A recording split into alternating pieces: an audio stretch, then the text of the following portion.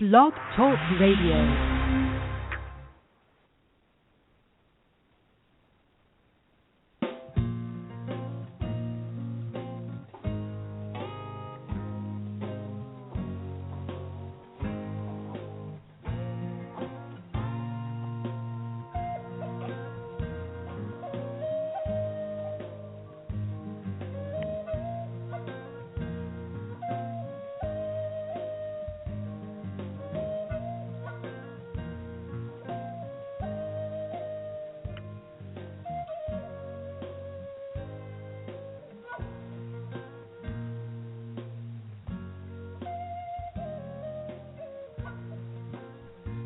I want to welcome you all to the Psychic Viewpoint.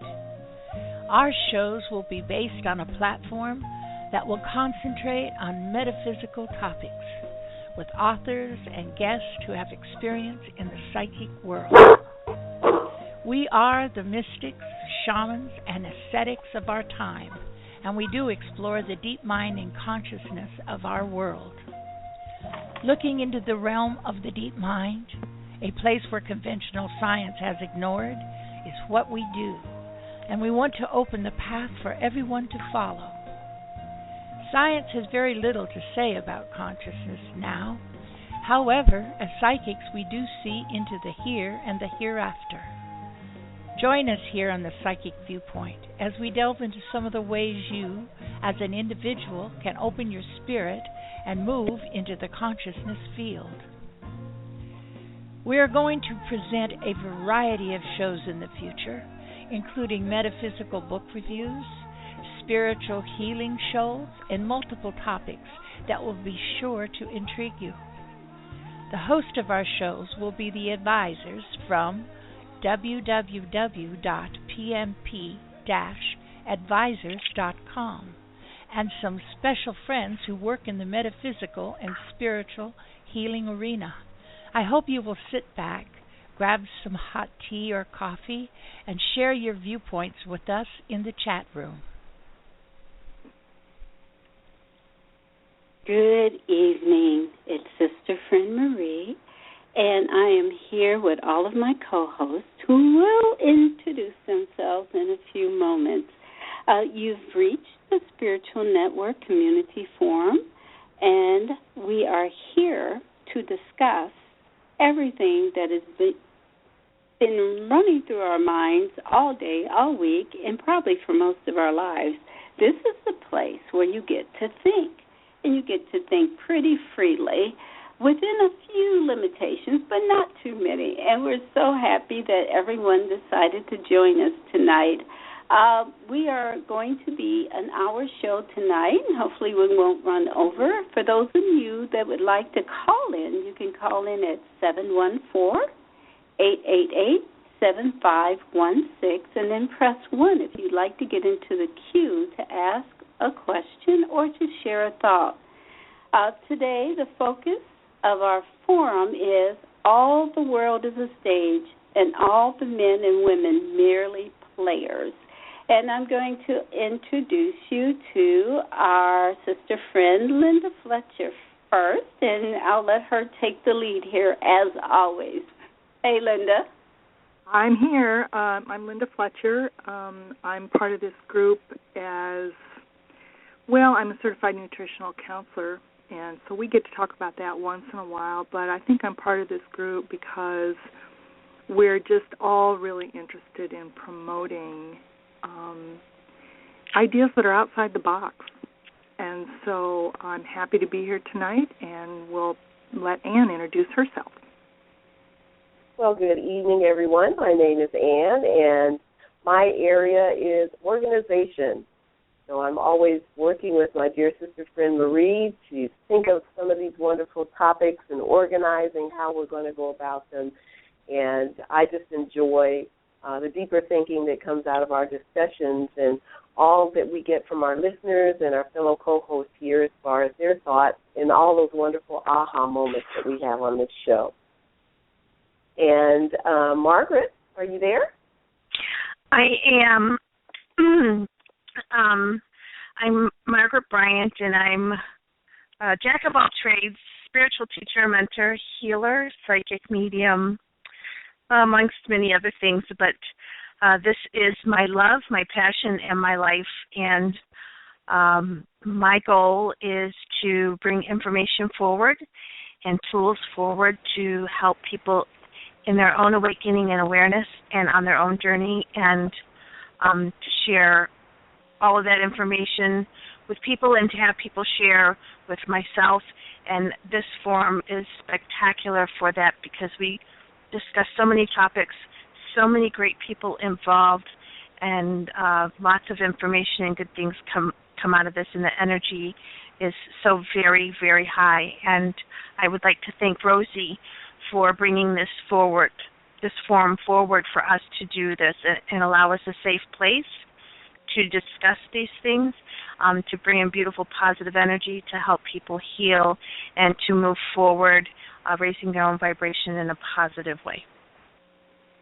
Yes. Thank you, Rosie.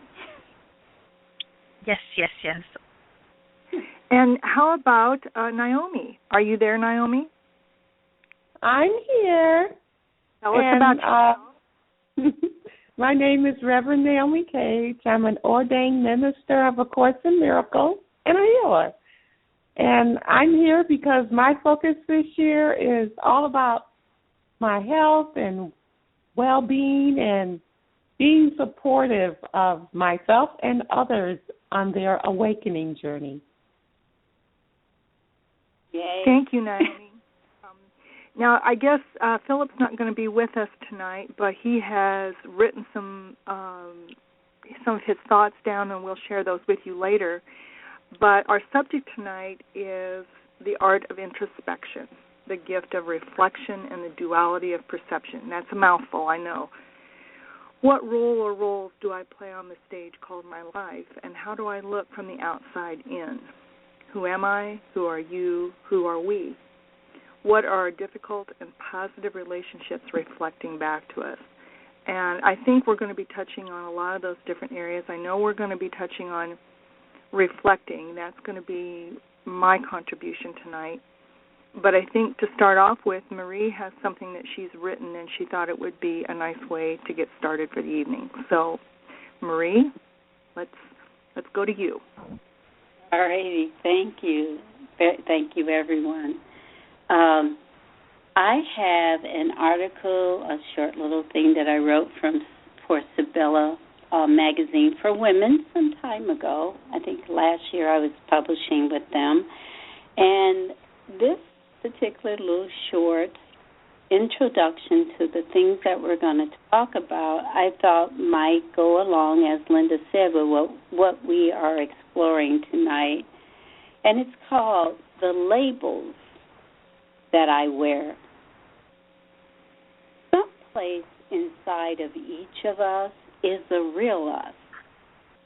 Inside of me is the real me, and I'm sure that if we could see the real me in the mirror, I would be amazed by the simple beauty and awesomeness of my reflection looking back at me. If I could just see past all the labels that have been stuck on me since before my birth, like Post-it notes. Each Post-it note bearing the words that describe my best and how I am in the world. Maybe each note says something nice about me, my hair, my eyes, the way I speak up for others who are too weak to speak up for themselves.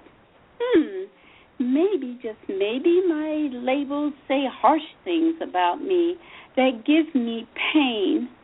The flatness of my rear end, the squareness of my jaw, my inability to dance or carry a note when I try with all my heart to sing. I wonder if these labels that have been stuck on me by my family, friends, or complete strangers have any truth to them at all. What about the labels that I have inadvertently stuck on myself without the promptings of outsiders? How much do they hurt?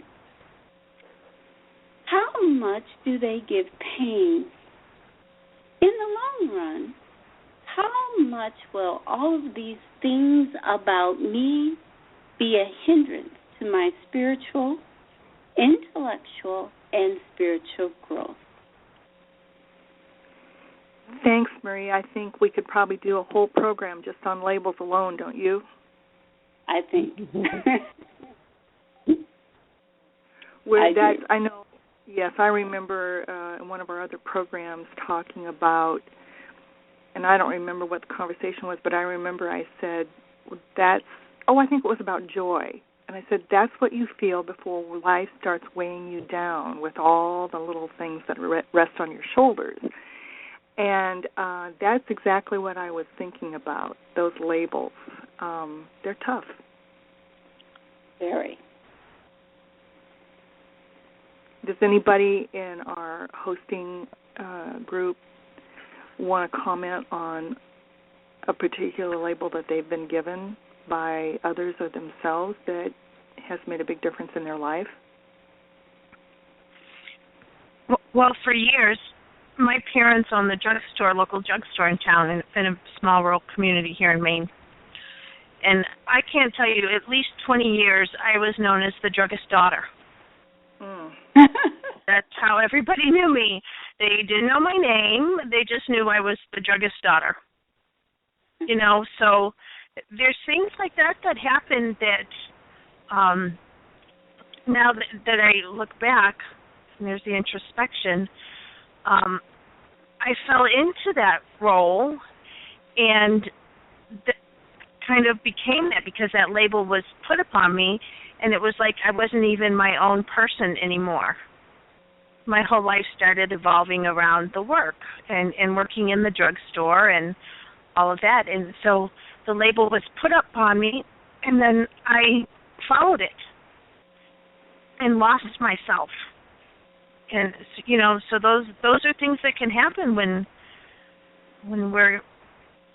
labels are attached to us, in any kind of label.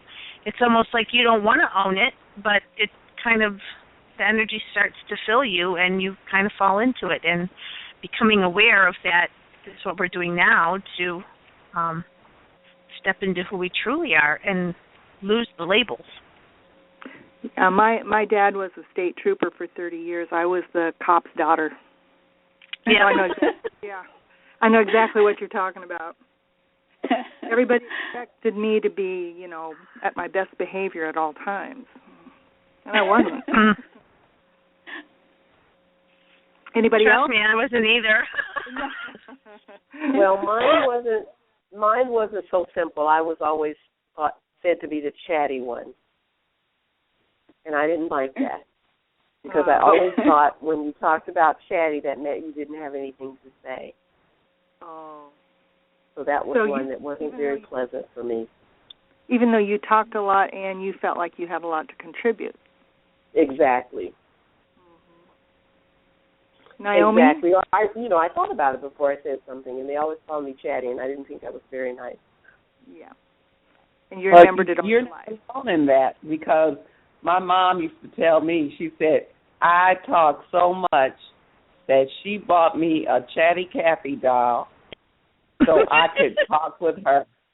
So imagine what that did to me. I talk too much. How about this one? I was also by some friends was called a witch. Oh my!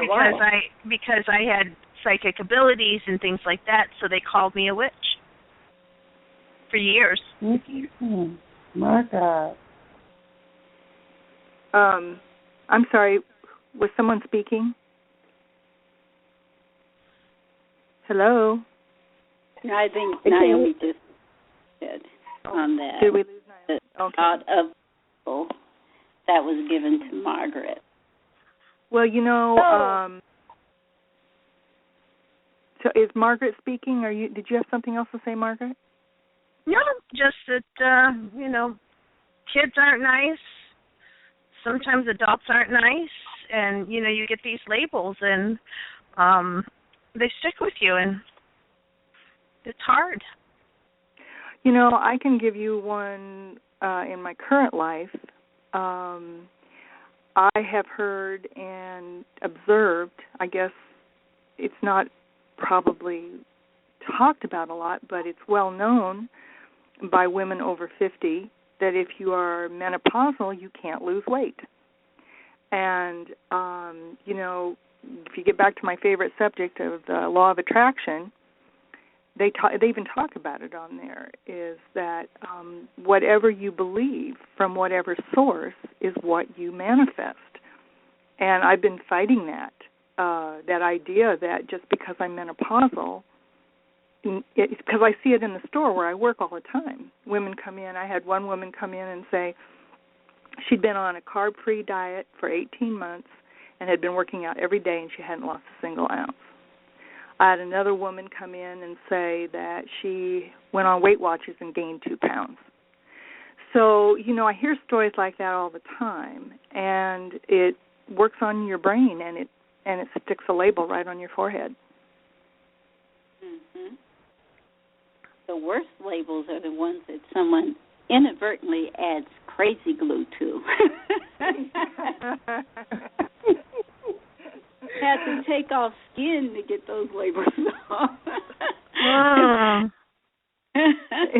I was wondering if Ann or Lynda or anyone wants to read Philip's message that he left.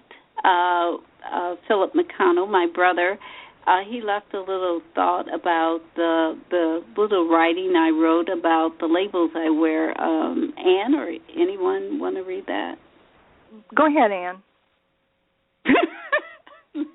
I've got it right in front of me, though, so if you're not ready, I can do it.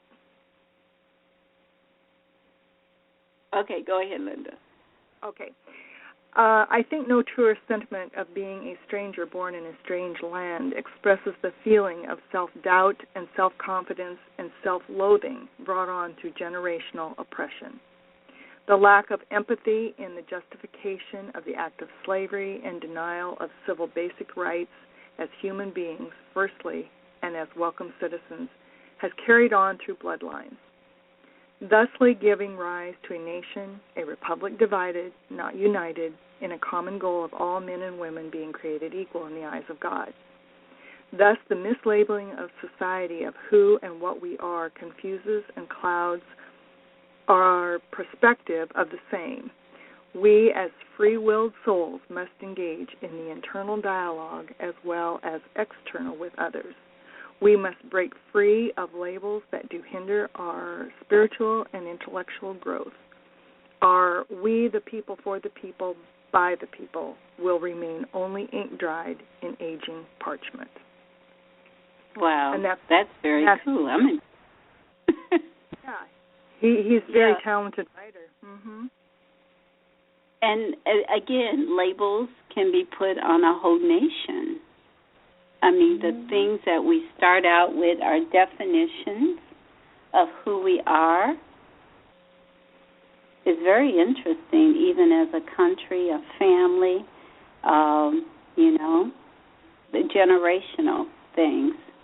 I was thinking, what I did, I was kind of happy that I had a family that didn't put a whole lot of labels other than those ones that said you are the oldest, you know, take care of the others, this and that. But one thing that I did a little bit different was because I had a little leadway where I didn't get a lot of comments except from my oldest brother that I had flat feet when I was like 5. So I walked around on my tiptoes for about 2 weeks, you know, trying not to have flat feet. What did he know anyway? But I didn't know. I was 5 years old. I believed him. But was the fact that when people would give me labels that did not fit on my label agenda, I would just pull them off and toss them. I'd look at them like they're crazy, you know. Not everyone has that ability, nor did they have the comfort level of being able to do that, because if those labels are stuck on really young, not even talking about genetic or spiritual labels, if they're really young, they can really imprint on you. Another form of labels, and we'll go back to the questions that came up, are what we call archetype or archetypical labels, which seem to be the personality and the identity that we choose or is placed on us. Anyone, I don't know, Margaret, and anyone know a little bit about astrology and how that works? Because I'm really impressed with astrology. It's an old science based on math, but I'm thinking, well, dag, if everything about me, not everything, but a lot about me, the formation of me is written in the stars, who made up all that? Who decided who I was going to be before I was born? Interesting. Okay. I'm not saying that God didn't do that or the Creator or the Divine Mind, but I'm just inquiring minds wants to know. Well, I don't know a whole lot about astrology at all, but here's the thing. I'm a Capricorn, and that's the goat. They're the mountain climber, and I surely fit that label because I feel like I'm always climbing the mountain. Slow and steady wins the race, and also, being a warrior or a survivor, being a fighter, constantly moving and not letting anything hold you back. So you'll find, I find that a lot of traits that come with the label of your astrological sign fit people, and if they don't, people try to conform to them because they believe that that's their sign, so they should act like that. Have you known people to do that? Oh yeah, I think that's most. Go ahead, Maria. I'm sorry. Go ahead, Anne. No, I was going to say I find that most interesting, Margaret, for people who are on the cusp of two signs, where there are similarities to both. And I'm an Aries, so it's a fire sign, and I'm not big in knowing a lot of the background of astrology, but one of the things that is indicative of my astrological sign, and then when I looked at it in conjunction with human design, a lot of the things are the same because you're looking at the birth chart. So one of the things that's typical of an Aries is Aries forge ahead. They charge ahead. They're, into acting and making things happen or what have you. And then when I got to the human design, being a manifestor generator, it's the same types of energies, acting and making things happen. So it's very interesting that the stars and your birth chart, once you get to know some of that metaphysical part of you, it begins to click, and it makes sense to some of the things that you do. And even, like I said, with people born on the cusp, right on the edge of two signs where they can have characteristics of both, I find is interesting too. Well, I'm an Aquarius. I really don't know what Aquarians do. I just said I'm an Aquarius, and I really don't know what Aquarians do. I haven't studied it that much. Oh, my goodness, Aquarians are very dynamic, Lynda. They're very, very dynamic. My dad is an Aquarius, and my youngest son is an Aquarius, and their birthdays are just a couple of days apart. And you guys are some very self-determined folks. You decide what you want, and you get out there and you do it. Well, you know what? It's funny you'd say that, Anne, because that's exactly what my husband says about me. He tells me I should have been a trial lawyer because I don't ever give up. And he says he's never known anybody as determined as I was. I'm like a bulldog. If I get set on something, it's going to happen or else. Yes, and Jamie in the chat room says the same thing. He says Aquarians are amazing people, and I would agree. And just in having had one as the father figure in my house, and my first male figure, and then having one born into my family, and then looking at him and the similarities, I said, that validated some of the things you learn about the astrological sign. Sure. Mm-hmm. wondering, what were you going to say, Marie? Well, I was just kind of wondering. We've had a caller in the queue at 7:08 since the beginning of the program, and maybe they like to make a comment. I think they raised their hand, and then we could go back to our questions that we were posted, so we can get deeper down into the concept of introspection and perception. And what was that other one? Reflection. Caller 708, are you there? Yeah, I'm here.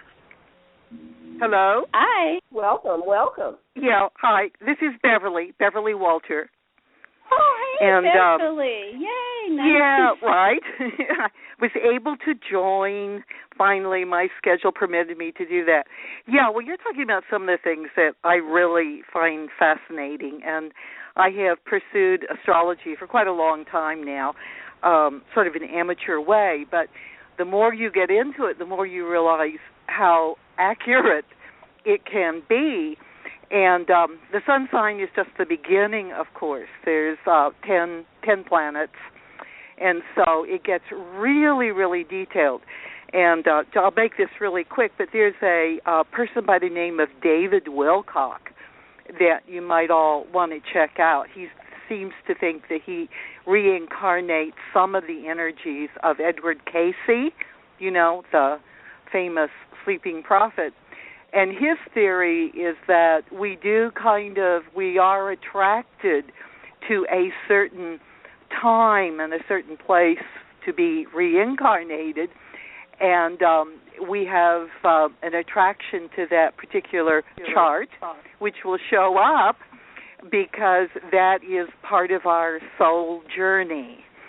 And for better or for worse, then there are always challenges as well as positive things in the chart, and it can, you know, it's a lifetime of learning how to fully express that, and it would be good if we could help each other, because we do find so many of these labels and barriers and things that are destructive in our path, and so it's good if there could be people along the path who encourage us and bring out the best rather than the worst. Mm-hmm.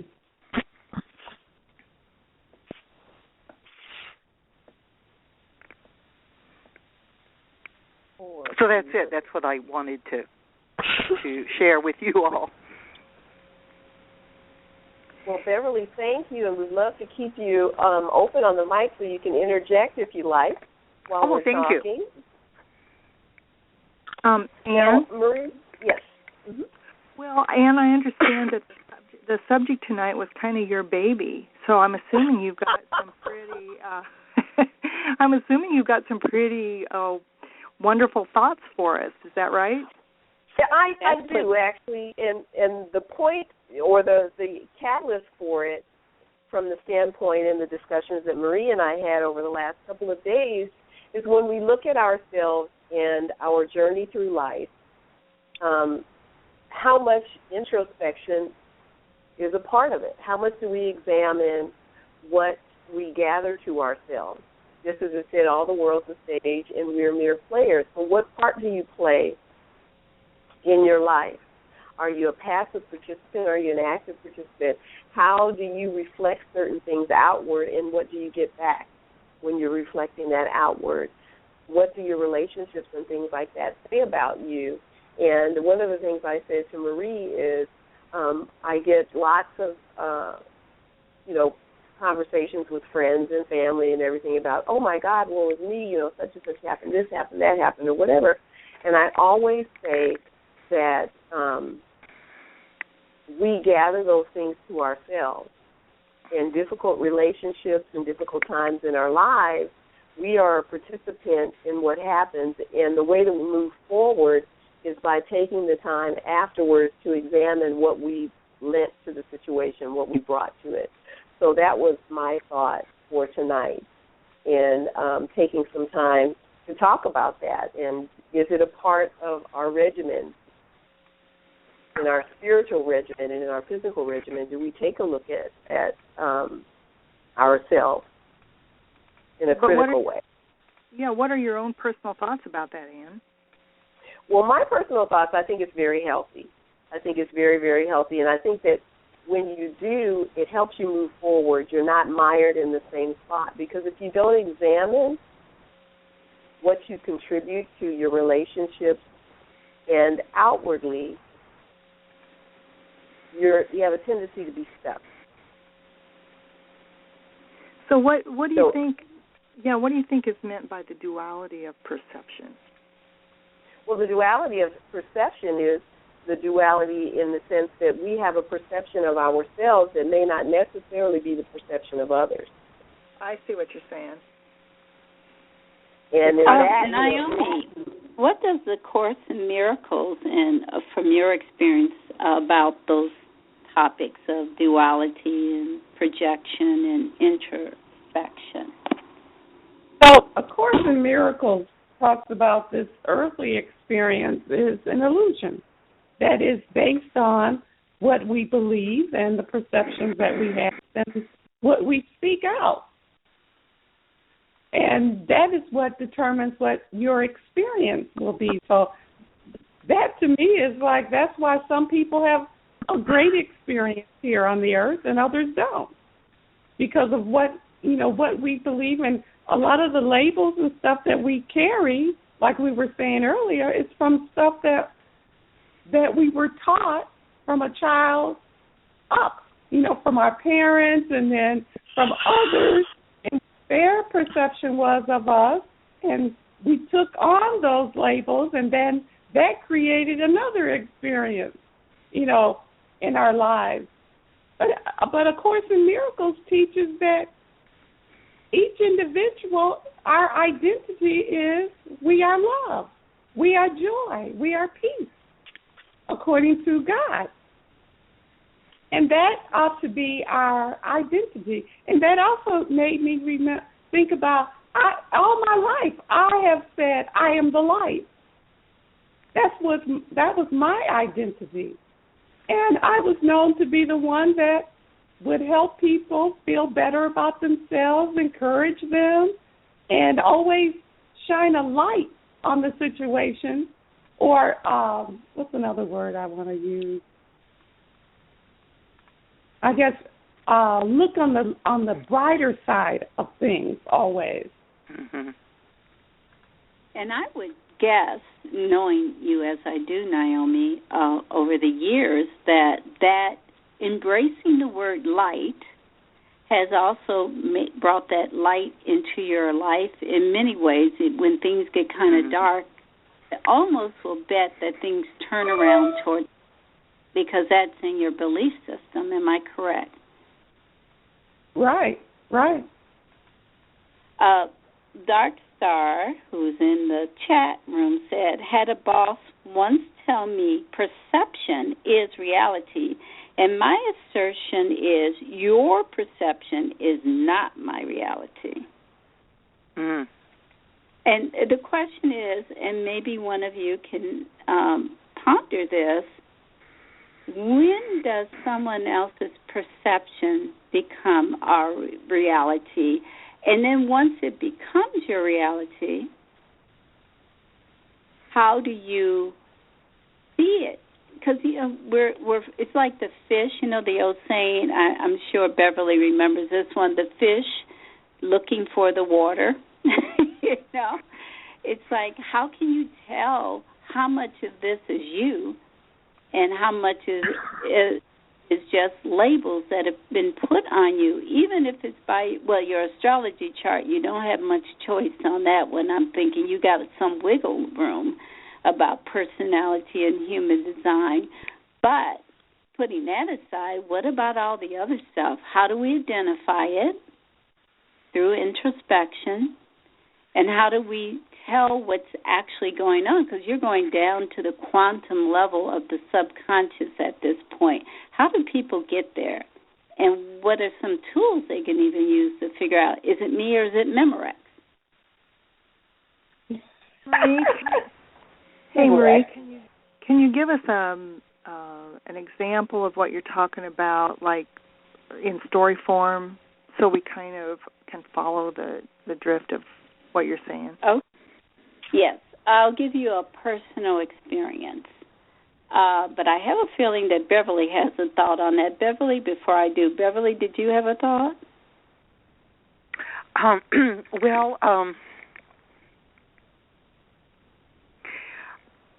Again, going back to David Wilcock, he was talking about he was on a show with George Norrie, Coast to Coast, and it was really interesting. It was about synchronicity, and the more we're in sort of like in tune with our higher self, the more things just seem to happen by coincidence, and that we do attract things to us by what we send out. But, I don't know, maybe the rest of you have a feeling about this. I mean, does that mean everything, or does that mean some of the things? Or, I don't know that it seems reasonable that every little thing that happens to us is something that we've decided we want to have happen. Yeah, some of it I think is on remote control. And people who will argue with you that there are some things that happen to you are not in your past. It's like the Adjustment Bureau movie where the Adjustment Bureau decides to throw something in your past and change everything, and I think that's what that whole movie was about. But to give an example, as I was asked, years ago, I've said this on the radio before, one morning I woke up, and this is maybe 25 years ago, and I had no idea who I was. Absolutely no idea. And I'm sitting there going, who am I? Where am I? I had no reference to the room I was in, nothing. And as I was trying to figure out who I was, I started to levitate off the bed. I began to float. There was nothing to hold me down. And I'm going up to the ceiling going, panicking. Oh, my gosh, I have to know who I am. I have to know where I am. And I prayed real hard, please, please, please, dear God, tell me who I am, because I was floating. I was all over the place. And all of a sudden, a thought came in. Oh, you're a woman. And that thought came on me like a wet wool blanket. Boom. And I got a little heavier.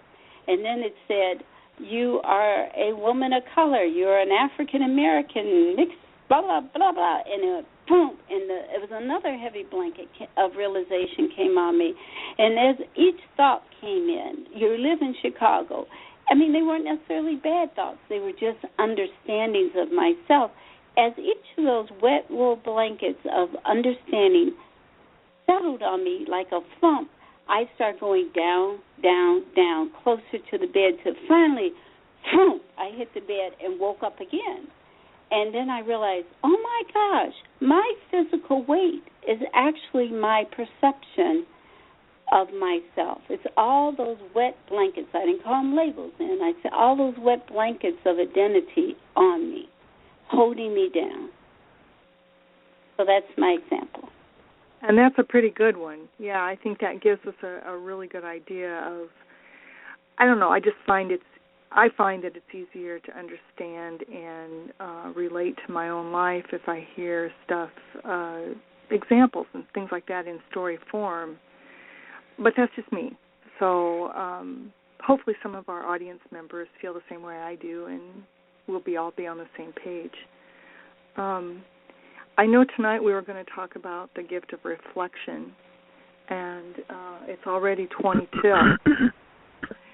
So does anybody have any thoughts about reflection? Well, now this is Beverly.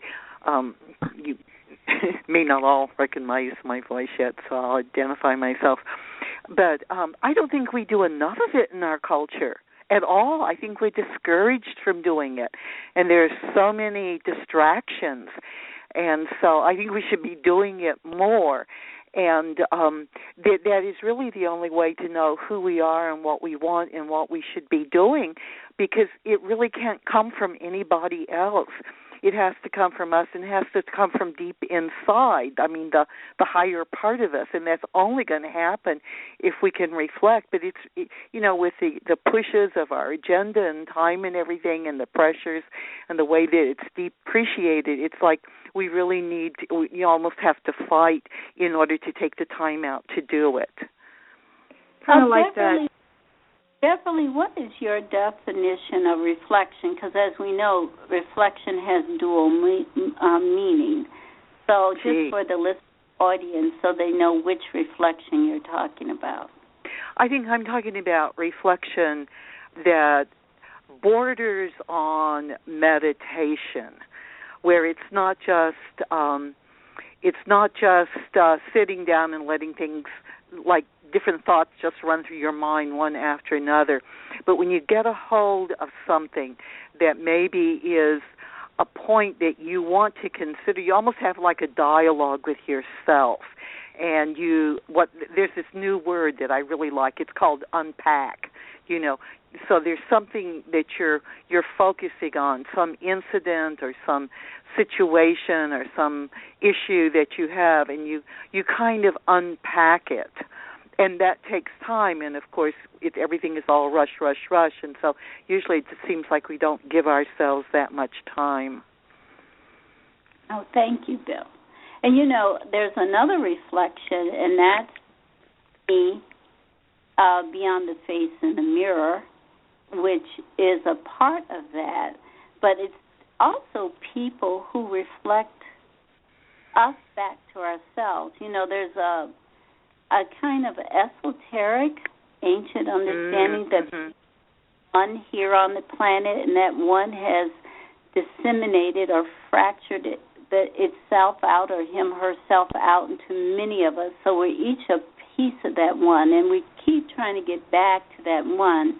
So it'd be kind of like a person with multiple personality. But everyone in your life, some say, and I'm inclined to believe this, and to do what Lynda just said, to give an example, and I've given this example before, but it's one of my favorite ones, is that my sister and my mother were just not communicating when I moved back for a short period of time to be with my mother and be around her for a while after living away for many years. And it was just not working very well, though I love them both, but it was just something going on. So I did a prayer, and I asked before I went to sleep, a meditative prayer, can you show me what's going on? Because it was really getting on my nerves. This whole dynamic between us seemed very petty and not really, I didn't know what was going on. So I went into a dream state, literally asleep. And in my sleep, I saw my mother and sister, and they were explaining to me that they were me, and that what they were showing me in their behavior was what was inside of me, an aspect of my own personality. And I remember in my just falling out laughing. I laughed so hard that I woke myself up. And the next day, my mother got to kind of flustering around, because my sister would set her up for the flustering, I think, And I just reached over and kissed my mother on the forehead, and she just stopped completely. And that was the end of it. But I had to meet me through them, if that makes sense. Yeah, the research that I did for tonight's show is on a book by Greg Braden. He's an author. He does a lot of spiritual and metaphysical subjects. And I have a set of CDs by him called Awakening the Power of a Modern God. And it's pretty much he goes into a lot of different subjects, but the idea behind the whole book is that God is genetically encoded into every cell of our being. And he refers to us as like a walking library, and that we have these messages available to us at all times. But he goes on to talk about reflection, and he's quoting the Essenes, which is an ancient group of people that I can't remember exactly where they came out of. I know the information that he got came from the Lost Gospel of Thomas that was found in the Nag Hammadi Library, which I believe is in Egypt. And so the Essenes might have been from Egypt also, but they list 5 different types of reflections. And I've got the notes here. I'll be happy to share it if anybody's interested in hearing about it, but I could easily take up the last 15 minutes of the show with that. I'll just tell you, the first one is the one that Marie was just talking about. Others reflecting our own issues back to us in the moment. And the example that Greg gives in his book is if you are a person who has control issues, and at some point you may find yourself in contact with a lot of people who are trying to control you, maybe a spouse, maybe an employer, maybe a parent. But quite often those things happen in multiples. And so if you were to notice that you happen to be associated with a lot of people who are trying to control you, then that's where you stop and think, are they reflecting that back to me? Am I the one with control issues?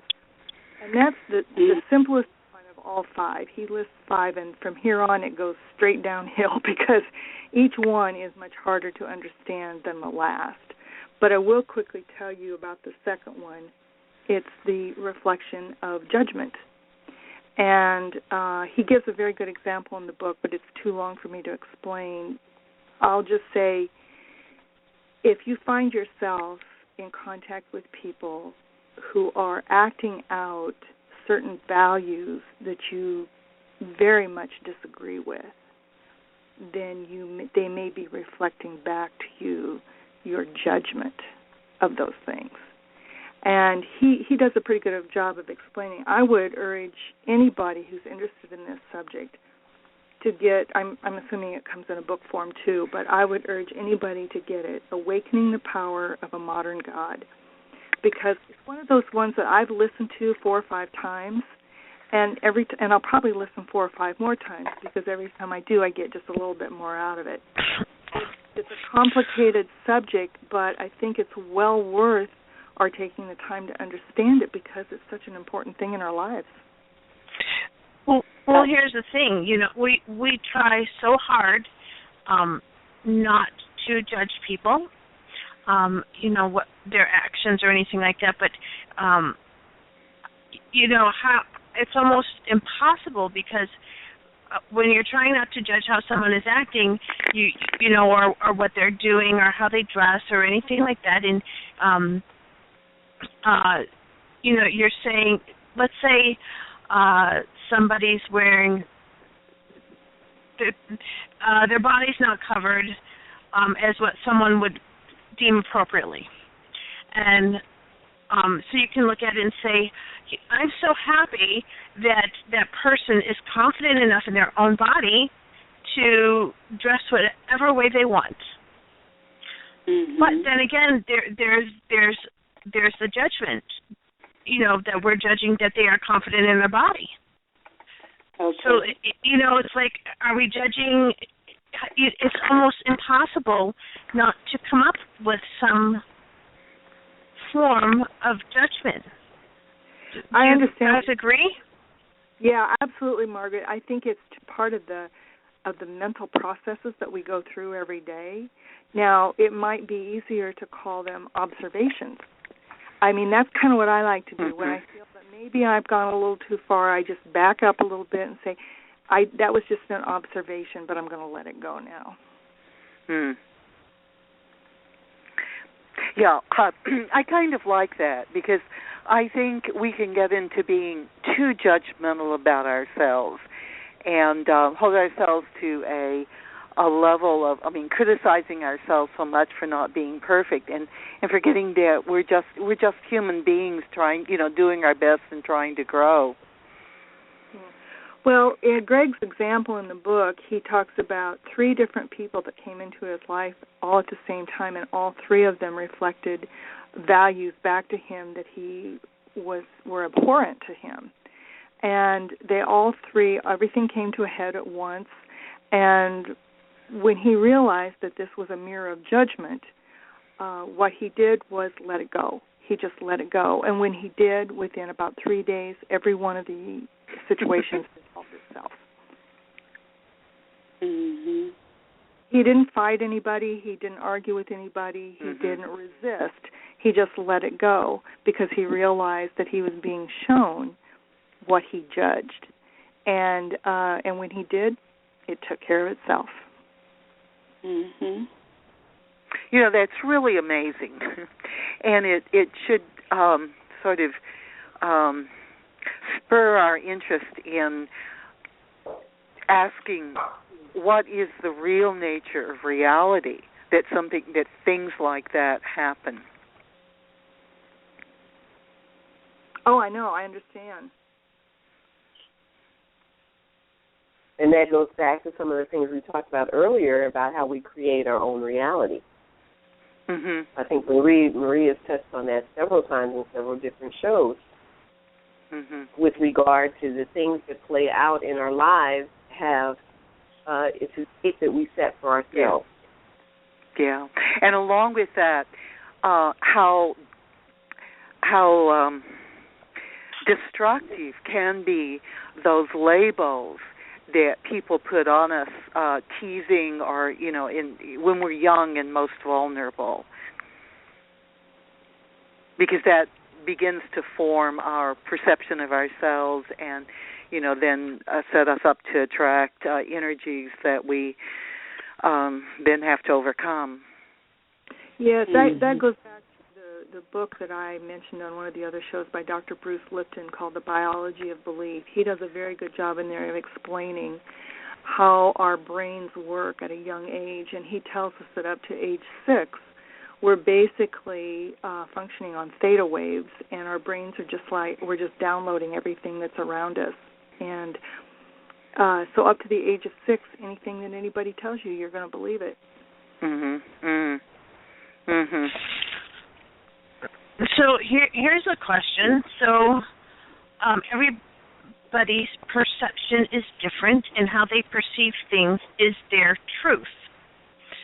So, for instance, 2 people are walking, talking down the sidewalk, and up in front of them, way up ahead, is an elderly woman, and in between you two and the elderly woman is let's say, older teenage boy.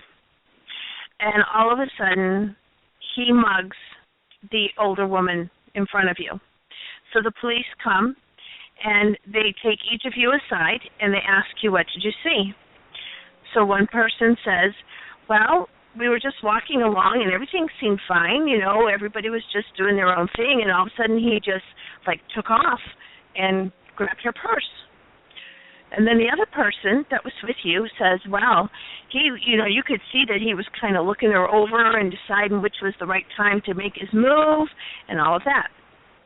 So each of those things are truth because that's how you each perceived it in your own mind. So one isn't wrong and one isn't right. So there comes the labels too, because in that moment, that boy was labeled that he was trouble. So there comes the whole thing about the perception and the label and the truth. So how do you actually say that it's truth? Because it would be your perception of the truth. Does that make sense? Makes very sense. Too bad the brothers 3 aren't here to help us. Well, I think this is where this might possibly be coming from. Okay. They don't usually ask questions. I was thrown off a little bit. Yeah, no, it's about giving us the opportunity to, here we go, giving us the opportunity to really go deep within ourselves to realize what our truth as a soul being is and what we truly know to be true for ourselves is not what is true for someone else because it is on a soul level. A while ago, Marie made the comment, when does someone else's perception of us or of a situation become our perception? And the first thing that came to my head is never. I don't think anybody ever have identical perceptions of the same thing, unless one person does a very, very good job of brainwashing you into believing his or her perception. I believe our perceptions of things are as unique as our fingerprints, really. It is, and it's, you know, there's so much to all of it that it is so hard, even in one topic, to touch upon it all. I agree. Mm-hmm. Marie, it's 5 till. Did you tell me that Naomi had a meditation for us? Yes, Naomi, are you still there? I'm still here. Okay. Yes, are you wanting to say anything else, or do you want to do the little prayer meditation that we posted on Facebook today? Oh, yes. Well, first of all, I would like everyone to take about 3 deep breaths slowly.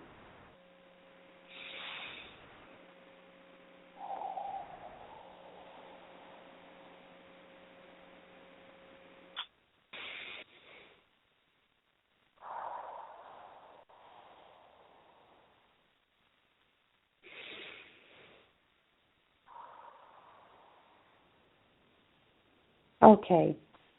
This is named My Light. The light within me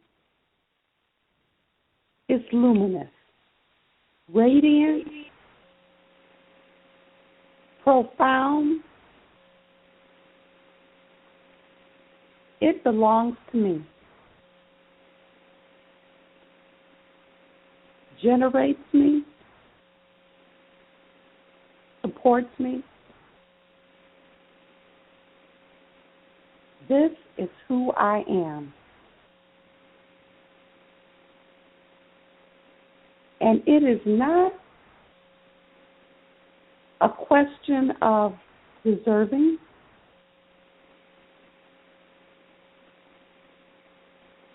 This simply is my reality, my source, my destiny. It is beautiful, and so am I. And the mantra that goes with this is, I am trusting my soul to guide me to empowered joy.